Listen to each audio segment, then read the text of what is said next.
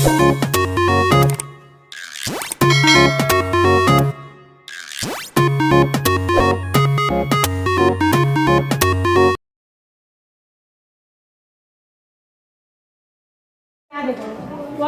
आप बोलेंगे नहीं, क्वाड्रेटिक इक्वेशन चैप्टर 4। देखो किसी भी चैप्टर की जो पहली क्लास होती है वो मोस्ट इम्पॉर्टेंट होती है, ठीक है, क्योंकि उसमें हम बेसिक्स पढ़ते हैं, मतलब चैप्टर की शुरुआत ही उसमें हो रही होती है। तो अगर पहली क्लास हम छोड़ देंगे तो आगे नहीं सही ठीक से समझ में आता है। तो अभी तक हमने इससे जस्ट पहला ये इक्वेशन वाले दोनों चैप्टर आपके साथ साथ में दिए हुए हैं। पहले लीनियर इक्वेशन दिया, फिर क्वाड्रेटिक इक्वेशन दिया, ठीक है। वो इसलिए दिए जो तीन तीन लड़के बैठे हैं ना, यहाँ से उठ जाओ, एक पीछे बैठो, एक यहाँ से उठो, एक यहाँ से उठो, पीछे बैठो, इनके पीछे बैठ जाओ दोनों। हाँ आगे, और एक सीट और खाली, वहाँ तो अकेले बैठो, बीच वाली सीट पे बैठे तो सबसे सेंटर में। हाँ ठीक है, तो पहले आपको लीनियर इक्वेशन दिया, यहाँ सामने ध्यान दो, फिर आपको क्वाड्रेटिक इक्वेशन दे दिया। जिस दिन हम इक्वेशंस की बात कर रहे थे, जब शुरू हुआ था chapter, I think second chapter polynomials था, तो वहाँ भी मैंने आपको क्वाड्रेटिक, लीनियर, क्यूबिक सब बताया। उसके बाद ही आपको देखो कितना, आप देखो ना कितना जो बुक बनाते हैं या जो बुक में सीक्वेंस में चैप्टर रखते हैं, उनका कितना दिमाग होता है उनके अंदर। उन्होंने पहले आपको पॉलिनोमियल पढ़ाया, पॉलिनोमियल में ही सारी चीज़ें आ गई, आपको डिग्री पता चल गई, आपको लीनियर इक्वेशन किसे कहते हैं, क्यों कहते हैं पता चल गया, क्वाड्रेटिक को क्वाड्रेटिक क्यों कहते हैं पता चल गया, क्यूबिक को क्यूबिक, वो वहाँ समझा दिया। फिर उसने इक्वेशंस रखी, क्योंकि आपने वहाँ टाइप ऑफ इक्वेशन पढ़ लिए। फिर उसने लीनियर इक्वेशन वाला चैप्टर रखा, क्योंकि डिग्री 1 सबसे पहले इक्वेशन कौन से, लीनियर इक्वेशन। फिर उसने लीनियर इक्वेशन का चैप्टर रखा, लीनियर इक्वेशन पढ़ा दे। अब क्वाड्रेटिक का रखा, क्योंकि डिग्री 2 की इक्वेशन कौन सी होती है, क्वाड्रेटिक, ठीक है। तो अब हम क्वाड्रेटिक इक्वेशन पढ़ेंगे। क्वाड्रेटिक इक्वेशन के कितने सोल्यूशन हो सकते हैं, मैक्सिमम कितने हो सकते हैं, 2 हो सकते हैं। मैक्सिमम कितने हो सकते हैं, 2। नहीं भी हो सकते हैं, ऐसा भी हो सकता है, और एक भी हो, ऐसा भी हो सकता है, दोनों इक्वल हो, ऐसे भी हो सकता है। तो सबसे पहले आपको पढ़नी है इसमें, पहला यहाँ ध्यान दीजिए, लिखना भी कुछ नहीं है, standard form of quadratic equation. Standard form of quadratic equation, आपने लीनियर इक्वेशन की स्टैंडर्ड फॉर्म पढ़ी थी, बताओ क्या थी,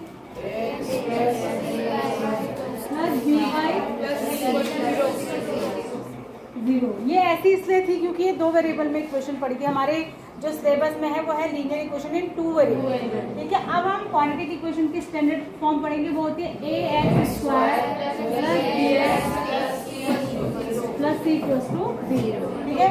यहाँ पर a b c क्या होंगे, सी तो बिल्कुल ही कांस्टेंट टर्म होगा, और ए और बी, ए जो होगा वो x² का कोफिशिएंट होगा, और बी जो होगा वो किसका कोफिशिएंट होगा, x का। डिग्री की अगर बात आती है तो डिग्री इसकी कितनी होगी, 2, डिग्री कितनी होगी, 2, ठीक है। अब कौन कौन से क्वेश्चन इसमें हो सकते हैं, तो मैं सीधे, इसमें ज़्यादा कुछ है ही नहीं, आपको सिर्फ ये दिया है कि स्टैंडर्ड फॉर्म में, इसमें से बहुत सारी चीज़ें काट दी हैं आपकी चैप्टर में से भी। तो सबसे पहले क्वाड्रेटिक इक्वेशन किसे कहते हैं वो बताना है। तो क्वाड्रेटिक इक्वेशन किसे कहते हैं ये मैं आपको पॉलिनोमियल्स में ही बता चुकी हूँ। क्वाड्रेटिक इक्वेशन ऐसी इक्वेशन होती है जिसमें वेरिएबल की हाईएस्ट पावर कितनी होती है, 2 होती है, यानी उसकी डिग्री कितनी होती है, 2। तो 2-3 बातें ध्यान रखनी है कि इसकी डिग्री तो होगी 2, डिग्री कितनी होगी, 2, और इसके जो सॉल्यूशंस होंगे वो एट मोस्ट ज़्यादा से ज़्यादा कितने हो सकते हैं, 2 से कम भी हो सकते हैं, नहीं भी हो सकते, और ज़्यादा से ज़्यादा कितने हो सकते हैं, 2। ये 2 ही बातें आपको इसमें ध्यान रखनी है। अब सीधे अगर मैं इसके एक्सरसाइज पे आ जाऊँ, इसमें ज़्यादा कुछ इसलिए बताने के लिए नहीं है क्योंकि इससे रिलेटेड बातें हम बहुत कर चुके हैं, ठीक है। एक्सरसाइज में जो क्वेश्चंस आएंगे वो किस किस तरीके के होंगे, पहला मैं 4.1 से ही स्टार्ट करती हूँ, बाकी की बातें हम एक्सरसाइज में साथ साथ ही समझते चलेंगे। पहला क्वेश्चन इसमें ये आता है कि आप चेक करिए कि जो गिवन इक्वेशन है वो क्वाड्रेटिक इक्वेशन है या नहीं है। अब आप कहेंगे इसमें चेक करने की क्या बात है, अगर हमें डिग्री 2 की इक्वेशन दिख रही है तो क्वाड्रेटिक ही होगी, है ना। लेकिन कई बार क्या होता है कि दिख रही होती है लेकिन होती नहीं है। जैसे पहली इक्वेशन को देखिए, ये पहला क्वेश्चन यही है कि चेक करना है कि क्वाड्रेटिक इक्वेशन है या नहीं। x + 1 होल स्क्वायर = 2x - 3, क्या है पहले का पहला, क्या है x + 1 होल स्क्वायर = 2x - 3, ये इक्वेशन है, ठीक है। ये ना, अब हम क्या करेंगे इसको सॉल्व करना पड़ेगा, पहले इसको सिंप्लीफाई करना है। इसको सिंपलेस्ट फॉर्म में लाना, उसके बाद फाइनल लास्ट में डिसाइड करेंगे कि क्वाड्रेटिक इक्वेशन है। देख के ही नहीं कि यहाँ स्क्वायर लगा है तो हमने कह दिया हाँ क्वाड्रेटिक तो आई, ऐसा नहीं। पहले इसको a plus b whole square से खोलेंगे तो ये हो जाएगा a स्क्वायर, b स्क्वायर क्या हो जाएगा 1 ही हो जाएगा, 2ab क्या हो जाएगा 2x हो जाएगा, इक्वल टू यहाँ हो जाएगा 2x माइनस 6, 2x से 2x क्या हो जाएगा कट जाएगा, तो एक्स स्क्वायर ये इधर आ जाएगा तो क्या हो जाएगा +7 इक्वल्स टू 0। बिल्कुल एक्स स्क्वायर आ रहा है तो ये डिग्री 2 की इक्वेशन है और ये क्वाड्रेटिक इक्वेशन है। अगला देखो एक और में इसका सेकंड वाला आप कर लेंगे, मैं आपको थर्ड बताती हूँ इसका। देखो इसी का थर्ड पार्ट में देखो लिखा है x minus 2 x plus 1, x minus 2 x plus 1 equal to x minus 1 x plus 3, x plus 3। देखो क्या होगा, अंदर मल्टीप्लाई करो x स्क्वायर फिर प्लस x फिर माइनस 2x फिर माइनस का 2, इधर x square plus 3x minus का x माइनस का 3, इसमें एक्स स्क्वायर कट जाएगा तो ये क्वाड्रेटिक नहीं बचेगी, ये क्या हो जाएगा माइनस एक्स और उधर से 3x इधर आएगा तो कितना हो जाएगा माइनस का 3x, तो टोटल कितना हो जाएगा माइनस का 4 है। यहाँ माइनस 2 है, उधर से माइनस 3 इधर आके प्लस 3 हो जाएगा, प्लस 3 में से 2 माइनस हो जाएंगे तो प्लस का 1 बचेगा इक्वल टू 0, इतनी ही बचेगी। तो ये एक लीनियर इक्वेशन है। क्या है? लीनियर इक्वेशन है, यानी कि ये क्वाड्रेटिक इक्वेशन नहीं है। ठीक है, बात समझ आ रही है? तो इस तरीके से आपको सारी इक्वेशंस को सॉल्व करना है। पहले सॉल्व करने के बाद ही आप बता पाएंगे कि वो क्वाड्रेटिक है या नहीं। तो will you be able to do this? ठीक है, सबको खोल लेंगे ना, मल्टीप्लाई करना तो सभी को आता है। अब देखो इसमें एक 6th वाली क्वेश्चन देखो, क्वेश्चन इसका 6 पार्ट जो है उसमें लिखा है x square plus 3x plus 1। अब बच्चा इतना ही देखेगा और कहेगा हाँ इसमें तो स्क्वायर आ रहा है क्वाड्रेटिक नहीं। जब आप इस वाली साइड खोलेंगे x माइनस 2 का होल स्क्वायर तो सबसे पहले आएगा एक्स स्क्वायर, वो कट जाएगा, दोनों साइड क्या हो जाएगा एक्स स्क्वायर कट जाएगा। यानी कि ये देखने में लग रही है कि क्वाड्रेटिक है लेकिन क्वाड्रेटिक है नहीं। ठीक है, अच्छा एक चीज और ध्यान रखना, इधर उधर कौन से नंबर कटते हैं इक्वल टू के उधर सेम साइन वाले, ये प्लस में है ये भी प्लस में है तब कटेगा, ये माइनस में है ये भी माइनस में है तब कटेगा। मतलब इक्वल टू के इधर उधर सेम साइन कैंसिल होता है और इक्वल टू के एक के साइड अपोजिट साइन कैंसिल होता है। ठीक है, गड़बड़ मत करना, कर लोगे? अब दूसरा है क्वेश्चन नंबर 2, इसी का क्वेश्चन नंबर 2 देखो ध्यान से देखना एकदम। Represent the following situation in the form of quadratic. कुछ नहीं करना है आपको, कल और परसों में हमने जो 2 एक्सरसाइजेस की थी 3.2 एंड 3.3 उसमें भी हमने यही करा था। सिचुएशन वर्ड में दी थी, मतलब वर्ड फॉर्मेट में, वर्ड प्रॉब्लम जिसको कहते हैं वो दिया था, उसको हमने इक्वेशन में रिप्रेजेंट किया था। मैंने आपको सारे करके बताया यहाँ क्वेश्चन, लेकिन उसमें और इसमें क्या अंतर था, वहाँ हमने लीनियर इक्वेशन बनाई थी, यहाँ कौन सी इक्वेशन बनानी है? क्वाड्रेटिक। ठीक है, तो ये है, ये बेस्ट क्वेश्चन है 3 नंबर में पूछे जाने के लिए, 4 नंबर में पूछे जाने के लिए, 3 नंबर और 4 नंबर। ठीक है, अच्छा जो आपका मैक्सिमम आजकल जो क्वेश्चन का फॉर्मेट है वो आपकी 20 क्वेश्चन आ रहे हैं 20 मार्क्स के, एक नंबर के। 20 कितने के आ रहे हैं? एक नंबर के। उसके बाद आते हैं 2 नंबर के क्वेश्चन। ठीक है, उसके बाद आते हैं 3 नंबर के क्वेश्चन, 4 नंबर का कोई क्वेश्चन आपके क्वेश्चन पेपर में नहीं है। उसके बाद आता है 5 नंबर का क्वेश्चन। कितने का आता है? 5 नंबर का क्वेश्चन, सीधे 5 नंबर का क्वेश्चन है। अगर एक सही कर लिया, 2 सही कर लिए तो सीधे 10 नंबर हो गए। 5 नंबर के 3 क्वेश्चन आते हैं, 15 नंबर का आता है। और उसके बाद लास्ट में आपके 3 वो आते हैं केस स्टडी आते हैं, जो 4-4 नंबर के 3 होते हैं, 4 3 12 मार्क्स का बोलता है। तो अगर सबसे बड़ा क्वेश्चन पूछा जाए तो हाँ 4 मार्क्स का आता है, लेकिन केस स्टडी उसके 3-4 पार्ट होते हैं, तो 4 मार्क्स में 1-1 नंबर के 4 पार्ट दे देगा या 2-2 नंबर के 2 पार्ट दे देगा, ऐसे करेगा। ठीक है, तो यानी 4 मार्क्स का क्वेश्चन आपके केस स्टडी में, तो सबसे बड़ा क्वेश्चन कौन सा है? या तो 5 नंबर वाला और या फिर 4 मार्क्स का जो केस स्टडी में आता है। वो आसान होता है क्योंकि केस स्टडी के क्वेश्चन जो होते हैं 1-1 नंबर वाले होते हैं। बस अगर हमने सिचुएशन को एनालाइज कर लिया तो वो क्वेश्चन टफ नहीं होते। लेकिन अभी सप्लीमेंट्री का जो पेपर आया था 9th में, जो बच्चे फेल हो गए, सप्लीमेंट्री की केस स्टडी एक भी बच्चे ने सही नहीं करी है। 15 बच्चों ने सप्लीमेंट्री का एग्जाम दिया, किसी भी एक बच्चे ने भी सप्लीमेंट्री का एक भी क्वेश्चन सही नहीं किया। उनको सिचुएशन ही नहीं समझ आई, क्वेश्चन ऐसे टफ नहीं थे, लेकिन जो फिगर दिया हुआ था, जो सिचुएशन, वो नहीं समझे क्वेश्चन को, तो किसी एक ने भी नहीं की 15 में से सही। ये हाल है। तो ऐसा नहीं है कि सरल क्वेश्चन आते तो आप कर ही लोगे, जब तक आप उसकी जो टेक्स्ट दिया हुआ है टेक्स्ट को नहीं समझोगे, जो क्वेश्चन की पिक्चर दी हुई फिगर दिया उसको नहीं समझोगे, तब तो क्वेश्चन समझ में नहीं आएगा। तो अगला है the area of a rectangle. अब इसमें जो भी इक्वेशन बनेगी वो क्वाड्रेटिक बनेगी। पहला बता रही हूँ, एक रेक्टेंगुलर प्लॉट है, क्या है? प्लॉट ही है ना। The area of a rectangular plot is 528 metre square. इसका एरिया दे रखा है 528 मीटर स्क्वायर। सबसे अच्छा तरीका क्वेश्चन करने का होता है जो जो दिया है पहले वो लिख लो, फिर बाद में सोचो क्या निकालना है। The length of the plot is 1 more than the twice of its breadth। अब ध्यान देना, length of the plot is 1 more than the twice of its breadth, यानी जो लेंथ दी है लंबाई वो किसके टर्म्स में दी है? ब्रेथ के। किसके टर्म्स में दी है? ब्रेथ। तो पहले हमें लेंथ पता होनी चाहिए। सपोज करेंगे या ब्रेथ? पहले ब्रेथ सपोज करेंगे। क्या सपोज करेंगे? ब्रेथ। एक बात और ध्यान रखना, क्वाड्रेटिक इक्वेशन आपको 1 वेरिएबल में बनानी है, 2 में नहीं बनानी। किसमें बनानी है? 1 में। और मैंने आपको बताया था 1 वेरिएबल में इक्वेशन बनाना ज़्यादा डिफिकल्ट होता है कंपैरेटिव टू 2 वेरिएबल में बनाने के। तो हम पहले लेंथ को दिया है ब्रेथ के टर्म्स में, तो हमें ब्रेथ को सपोज करना पड़ेगा। हमने कहा मान लिया कि ब्रेथ क्या है? x है। अब ये कह रहा है जो लंबाई है ना वो चौड़ाई के ट्वाइस से 1 ज़्यादा, तो चौड़ाई का ट्वाइस हो गया 2x और 1 ज़्यादा का मतलब +1। अब ये तो मैंने आपको फिगर में लिख दिया, आपने लिखना पड़ेगा लेट ब्रेथ इक्वल्स टू, क्या लिखोगे? लेट ब्रेथ इक्वल्स टू, लिखना अच्छा नहीं लगता, इक्वल टू x। ठीक है, ये एक मुझे याद नहीं आ रहा है अभी किसने कहा था ये, एक कोई यात्री आया था हमारे, शायद आई थिंक इंडिका लिखी थी उसने। इंडिका किसने लिखी थी? हुएंस नहीं, फाइयान ने इंडिका लिखी थी, जो एक चाइनीज़ यात्री था, चंद्रगुप्त मौर्य के टाइम पे आया था, हिस्ट्री का बता रही मैं।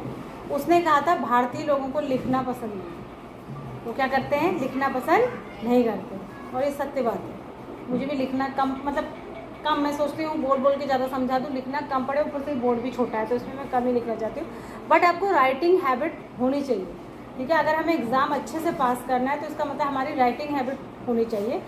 तो ब्रेथ इक्वल्स टू x हो जाएगी, तो according to the question length जो हो जाएगी वो हो जाएगी 2x + 1। अब आगे की कहानी तो हमें खुद ही पता है, हमें एरिया दिया है, तो एरिया क्या हो जाएगा? लेंथ और ब्रेथ का मल्टीप्लाई, यानी x इंटू का साइन अलजेब्रा में लगाते नहीं है, तो 2x + 1 अंदर लिख लो, इज इक्वल्स टू कितना हो जाएगा? 520। तो ये हो जाएगा 2x² + x, इसको भी इसी साइड ले आइए, चाहे उधर ही रहती जहाँ पे मर्जी है।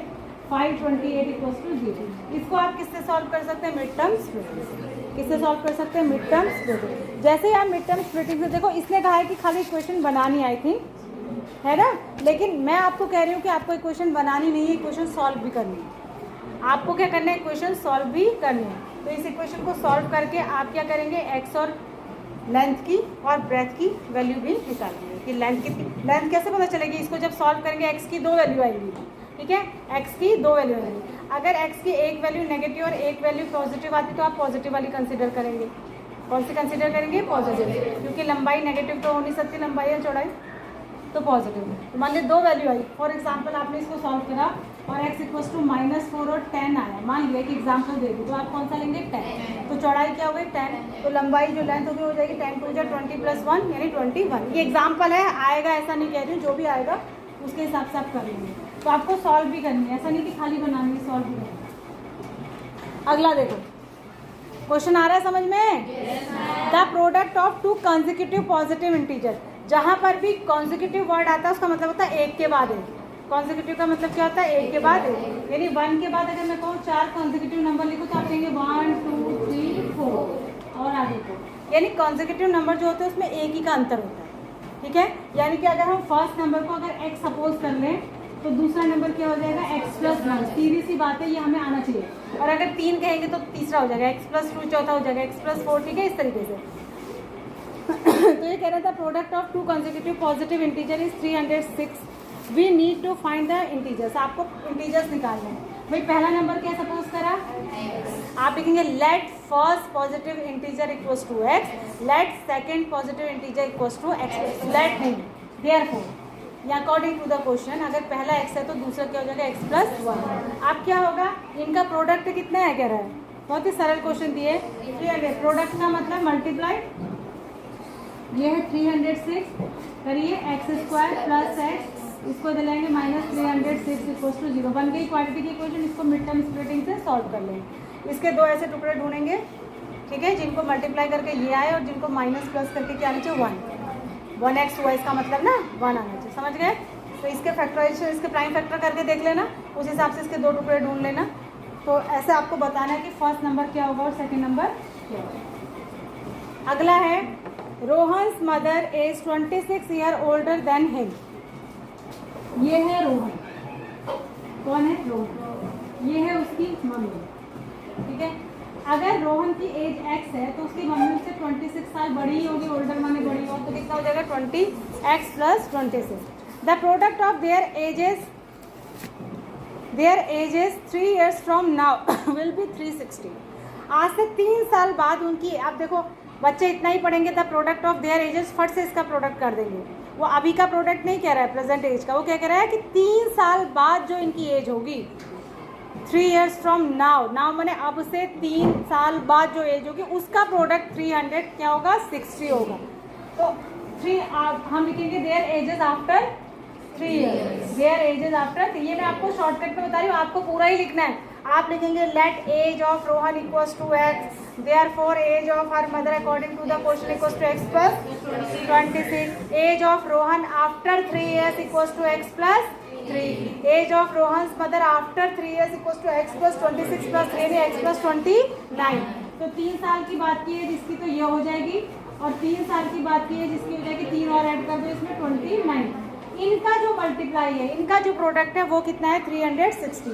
आप लिखेंगे अकॉर्डिंग टू द क्वेश्चन, तो क्या हो जाएगा x + 3 × x + 29 = 360। करिए x² + 29x + 3x प्लस ये कितना हो जाएगा 87 = 360।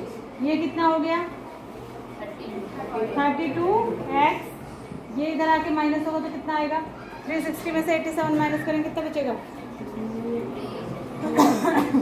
बोलो 270 पक्का 273 माइनस का बचेगा, ठीक है, = 0। अब 273 के आपके 2 ऐसे टुकड़े ढूंढने हैं जिनको प्लस माइनस करके क्या आ जाए माइनस का 32 आ जाए, क्या आ जाए माइनस, भाई ये भी माइनस का ही लाना है, तो इसके जो भी 2 टुकड़े आप ढूंढोगे वो एक प्लस का एक माइनस का होना चाहिए, होगा या नहीं होगा।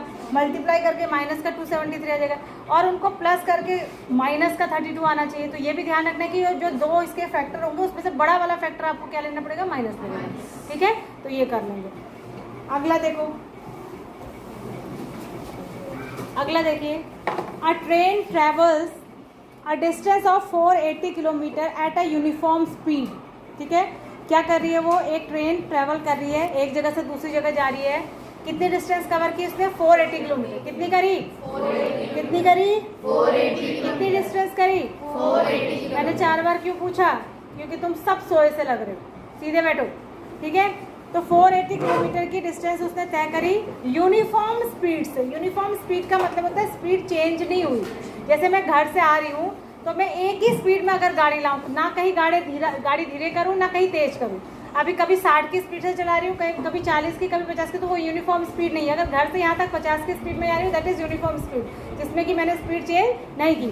तो उसने यूनिफॉर्म स्पीड से तय की, if the speed had been 8 km/h less then it would have taken 3 hours more to cover the same distance। अब ध्यान से सुनिए, जहाँ पर भी डिस्टेंस वाला क्वेश्चन आता है, डिस्टेंस ट्रेवल करने वाला, वहाँ पे 3 चीज़ें होती हैं, एक होता है टाइम, एक होता है डिस्टेंस और एक होता है स्पीड, ठीक है।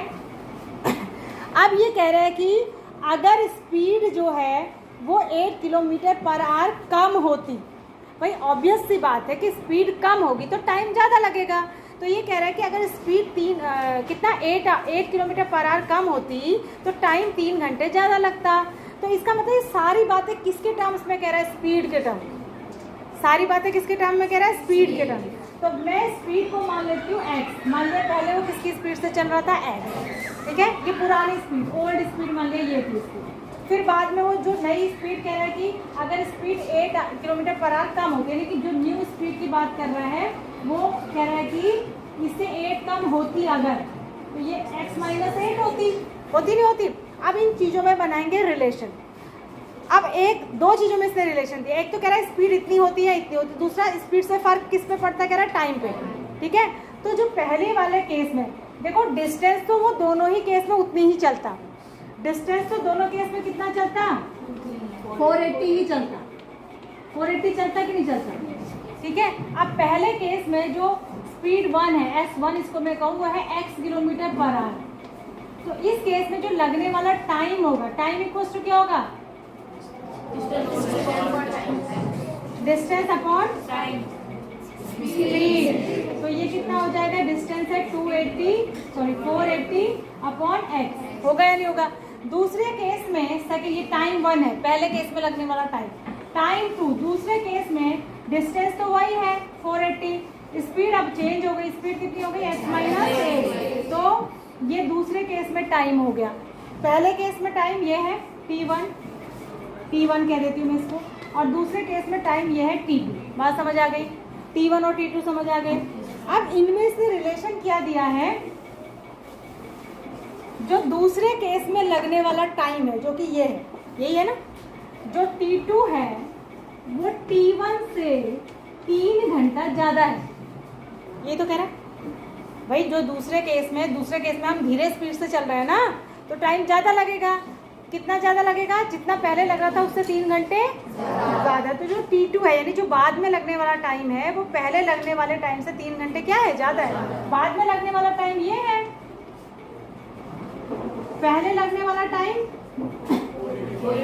ये है, और इससे 3 घंटे ज़्यादा ये है, बस हो गई, बन गई इक्वेशन हमारी। अब हम इसको इधर लाएंगे, 480 अपॉन x माइनस 8, इसको इधर ले आओ, x वाले सारे एक ही साइड लाएंगे, upon x is equals to 3, ठीक है। अब हम क्या करेंगे, 480 को कॉमन ले लेंगे, तो अंदर बचेगा 1 upon x minus 8 minus 1 upon x equals to 3, ठीक है। अब क्या करेंगे, क्रॉस मल्टीप्लिकेशन, जिसको LCM लेना कहते हैं, ठीक है। तो जब ऐसे एक्सप्रेशन होते हैं नीचे तो दोनों मल्टीप्लाई में आ जाते हैं, 480 तो हम बाहर ही रखेंगे, यहाँ पे इन दोनों का LCM, दोनों का मल्टीप्लिकेशन ही होगा। अब ऊपर क्या होगा, ऊपर जो इधर है वो इधर, जो इधर है वो इधर, तो x वाला इधर आएगा माइनस, ये पूरा ब्रैकेट इधर आएगा, इसको ब्रैकेट के साथ ही रखेंगे क्योंकि अभी साइन चेंज होगा, और इक्वल्स टू इधर क्या आ जाएगा 3, ठीक है। तो ये हो जाएगा, ये 480 चाहे तो आप उस तरफ नीचे ले जाइए, ठीक है। तो ये हो जाएगा x minus x plus 8 upon 4 upon x square minus 8x equal to 3 upon 4, ठीक है। ये कट गया, ये बचा 8 upon x square minus 8x equal to 3 upon 4, 3 से ये कट रहा है 160, इसको इधर मल्टीप्लाई कर देंगे, इसको इधर, तो जब इसको इधर ले जाएंगे तो ये तो एक्स स्क्वायर माइनस 8x ही हो जाएगा इधर जाके, और ये इधर आके इससे मल्टीप्लाई हो जाएगा, यानी 8 into 160 equal to x square minus 8x, multiply करेंगे ये हो जाएगा first two x square minus 8x। अब इस इक्वेशन को सीधा करके लिखेंगे, तो एक्स स्क्वायर माइनस 8x, इसको उधर लाएंगे तो माइनस 1280 इक्वल टू 0, बस ये बन गई इक्वेशन। इसमें आप क्या करेंगे, इसके दो ऐसे फैक्टर ढूंढने हैं जिसको प्लस माइनस करके क्या आना चाहिए, 8 रखना चाहिए। जब इसको फैक्टराइज करेंगे तो x की 2 वैल्यू आएंगी, कितनी वैल्यू आएंगी, हो सकता है एक प्लस में एक नेगेटिव में आए, तो कौन सी लेंगे, जो प्लस में आएगी, क्योंकि स्पीड कभी भी नेगेटिव नहीं होगी। तो आप स्पीड किस में लाएंगे, जो पॉजिटिव है वो आपकी क्या आएगी, किसकी वैल्यू आएगी, एक्स की, किसकी वैल्यू आएगी, एक्स की, और इसने पूछा क्या है, स्पीड ऑफ द ट्रेन ही पूछा है, तो एक्स की वैल्यू अगर आ जाएगी तो आपका आंसर आ जाएगा। इतना सबको क्लियर है, कोई दिक्कत परेशानी। अब मैंने जितना बताया एक बार सारे क्वेश्चंस पे नज़र डालिए और देखिए कि आपको कुछ ऐसा है जो नहीं समझ आएगा।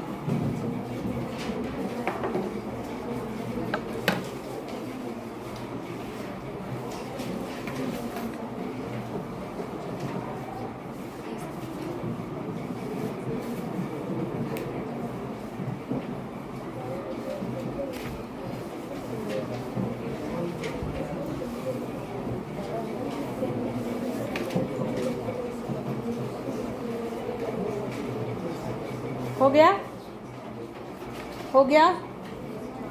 आप देखो मेरी बात यहाँ सुनो, इसने जो पहले वाली एक्सरसाइज हमारी खत्म हो गई, अभी पहली एक्सरसाइज में इसने सॉल्व करो इसलिए नहीं कहा था क्योंकि अगली हेडिंग जो आपकी है वो है solution of the quadratic equation by factorisation, ये इसने नेक्स्ट टर्म में दिया है। मतलब नेक्स्ट टॉपिक में दिया है, इसलिए इसने पहले आपसे सिर्फ इक्वेशन बनाने को कहा, पर कॉपी में आप सारी इक्वेशंस को सॉल्व करेंगे जो मैंने बताया, ठीक है। अब ये कह रहा है कि सॉल्व करो, क्योंकि पिछली जो आपकी बुक थी, इससे पहले जो आपका एडिशन था, उसमें क्वाड्रेटिक इक्वेशन को सॉल्व करने के भी बड़े सारे मेथड दिए थे, जो सब हटा दिए ना। एक कंप्लीटिंग द स्क्वायर मेथड था, बहुत डिफिकल्ट मेथड थे, वो सब हटा दिए।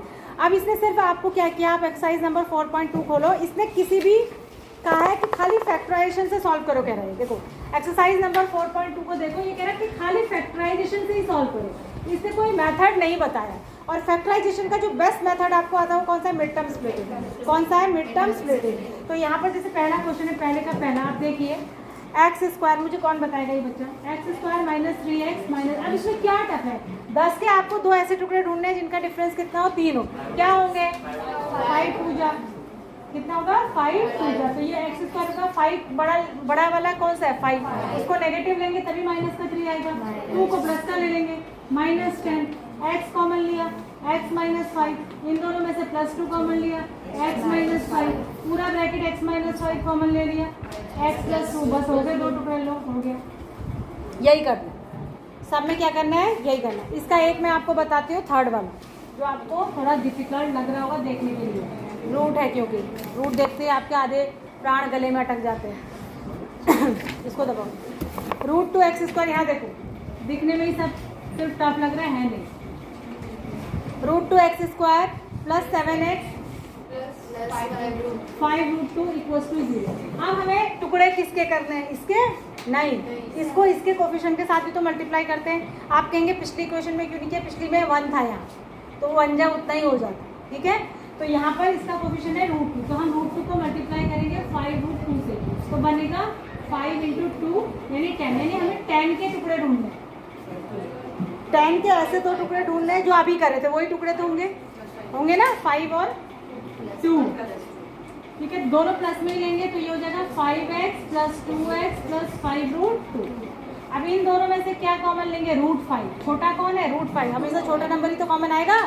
जब रूट 5 कॉमन लेंगे तो यहाँ एक्स स्क्वायर, रूट 5 से 5 कितनी जा डिवाइड होगा, रूट 5 जा ही होगा भाई, रूट 5 इंटू रूट 5 ही तो 5 होते हैं ना। तो अगर रूट 5 से 5 को डिवाइड करेंगे तो आंसर भी कितना आएगा, रूट 5 ही आएगा, आएगा कि नहीं आएगा। तो यहाँ पे क्या बचेगा, रूट 5 एक्स भी कॉमन, रूट 5 एक्स,